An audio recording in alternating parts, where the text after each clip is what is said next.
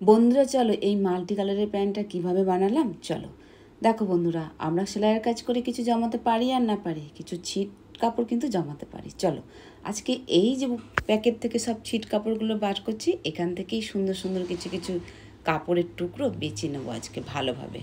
অনেক বস্তা জড়ো হয়েছে, দেখো ফাইনালি সব কিন্তু আমি বেছে নিলাম। যত আমার টুকরো কাপড় লাগবে এখান থেকে ভালো ভালো কাপড়। চলো এই এত কাপড় এখন ভালো করে এখন আয়রন করে নিতে হবে। ঠিক একটা একটা করে বসাবো, সুন্দর করে ভালো করে প্রত্যেকটা ভালো করে প্রেস করে নেবো।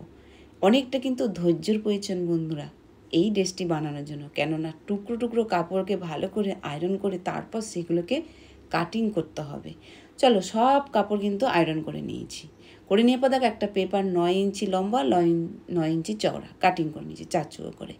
এবার প্রত্যেকটা পিসের উপর এইভাবে পেপারটাকে বসাবো, বসিয়ে দেখো ড্রয়িং করে নেবো। করে নিয়ে টুকরো টুকরো করে বক্স মতন কাপড় কাট করে নেবো, মানে 4 চৌকো করে কাটিং করে নেবো।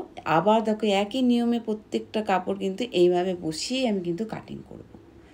অতটাও কিন্তু সহজ নয়, যতটা দেখালাম তোমাদের কাছকে সহজভাবে, কেননা এত কাপড় টুকরো টুকরো করে কেটে সব রেডি করে নিয়েছি। করে নিয়ে দেখো জয়েনও করে নিয়েছি। এবার আয়রন করব আর একবার আয়রন করে নিয়েছি, ভালো করে আয়রন করে নিয়েছি। তারপর দেখো কাপড়টা 4 ভাঁজে ফোল্ড করে নিলাম। ফোল্ড করে নিয়ে এবার চলো 2 ইঞ্চি কোমর পট্টি নিয়ে নিলাম। তার নিচ থেকে 37 ইঞ্চি ঝুল নিয়ে নেবো আমার লম্বা, আর যে কাপড়টা পরে থাকবে ওখানে ওটা মোড়ার কাপড় থাকবে। চলো হিপ হচ্ছে আমার 40, 4 10 40, 2 ইঞ্চি যোগ করে 12 ইঞ্চি হিপের মাপ।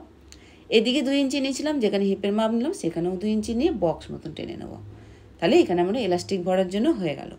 হিপ ঝুল হচ্ছে আমার 26, হাফ হচ্ছে 13, 13 থেকে 2 মাইনাস করে 11 ইঞ্চিতে একটা পয়েন্ট করে লাইন ড্র করে নিলাম।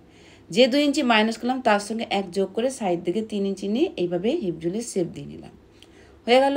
পায়ের মোহরিটার মাপটা নিয়ে নিলাম, মোড়ার কাপড়ের মাপটা নিয়ে লাইন ড্র করে নিলাম।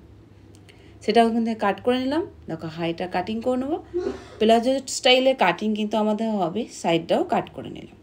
হয়ে গেছে। এবার চলো আমি পকেট করব। সবার প্রথমে আমাদের হাই দুটো জয়েন করে নিতে হবে, হিপ ঝুলের জায়গাটা 2 সাইড জয়েন করে নেবো। তো দেখো আমি বন্ধুরা জয়েন করে নিয়ে চলে এসেছি হিপ ঝুলে। এবার আমি পকেট করবো বলে আমাকে আবার কিন্তু ভালো করে বসিয়ে সেট করে নিতে হবে, করে সাইড বরাবর কাটিং করতে হবে যেন কোনো ব্যাকাতেরা না হয়। আর কিন্তু ভালো করে দেখে নিয়ে তারপর সাইডটা কিন্তু কাটিং করতে হবে। তো দেখো বন্ধুরা এদিকে সাইডটা যেরকমভাবে কাট করলাম ওই অপর সাইডটাও কিন্তু এদিকটা কাট করে নেব। ঠিক এইভাবে কাটিং করে নিচ্ছি। চলো এবার পকেটটা করব। সামনের পার্টটাতে পকেটটা করব। তো পকেট করা ভিডিও কিন্তু আমার আপলোড করা আছে কিভাবে পকেট বানাতে হয়। তো আজকে তার জন্য এর মধ্যে দেখাতলাম না, তোমরা যারা দেখোনি দেখে নেবে। তো পকেটটা দেখো আমার রেডি করা হয়ে গেছে। তার উপর পেছন পার্টটা রেখে দেবো এইভাবে। আর যে সাইডটা কেটে নিয়েছিলাম, কেটে নিয়ে পকেট করে সাইডটাকে জয়েন করে নিলাম। সাইড জয়েন করে নিয়ে আমি কোমরে এলাস্টিকটা একবারে লাগিয়ে নিয়েছি। চলো কোমরে যেভাবে এলাস্টিকটা দিলাম সেভাবে কিন্তু আমি পায়ের মোহরিতেও মানে কাপের দিকেও এলাস্টিক দেবো। পায়ের কাপের মাপে ইলাস্টিক কাট করে নিতে হবে। কাট করে থেকে 1 ইঞ্চি বাড়তি নিতে হবে, দিয়ে কাটিং করে নিয়ে পায়ের কাপের কাছে এলাস্টিকটা এই যেভাবে কোমরের দিকে এলাস্টিক দিচ্ছি সেভাবে বসিয়ে নেবো। তো দেখো বন্ধুরা বসিয়ে নিয়েছি পায়ের কাপের দিকে। এবার আমাদের সেলাই করতে হবে মাঝ বরাবর। পাটার মাঝ বরাবর সেলাই করে নিলে আমাদের প্যান্টটা কিন্তু পুরো রেডি হয়ে যাবে। তো দেখো বন্ধুরা রেডি করে নিয়ে চলে এসেছি। পায়ের দেখো সেলাই করে নিয়েছি, পুরো যে পায়ের দিকেরটা ইলাস্টিক ভরা মাঝ বরাবর সেলাই করে নিয়েছি। আর তো বন্ধুরা আমি পরেও নিলাম ফাইনালি দেখো প্যান্টটা। তো বন্ধুরা আর এই দেখো আমাদের প্যান্টটা পুরো রেডি, পায়ের কাপগুলো। এবার চলো পকেটটা একটু দেখিয়ে দিই। এই যে 2 সাইডে কিন্তু 2টো পকেট করেছি। তো বন্ধুরা আজকে এই মাল্টি কালারের কাপড় দিয়ে এই প্যান্টটা তোমাদের কেমন লাগলো, মাল্টি প্যান্টটা জানিও। ভালো লাগলে লাইক, বাই বাই।